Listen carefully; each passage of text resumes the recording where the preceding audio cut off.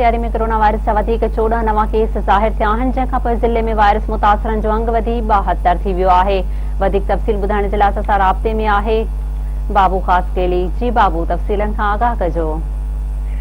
जी हाँ, तव्हांखे ॿुधाईंदो हलां त मटियारी ज़िले में गुज़िरियल ॾींहुं तक़रीबन 49 माण्हुनि जूं टेस्टूं करायूं वयूं हुयूं, जंहिंमां 14 ॼणनि जूं टेस्टूं पॉज़िटिव अची वियूं आहिनि।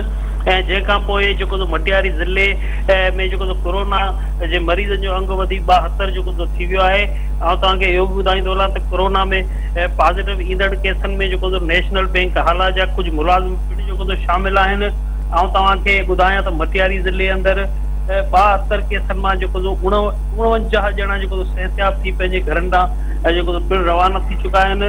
अहिड़ी तस्दीक DSO मटियारी गुलाम रसूल वासवाणो कई आहे।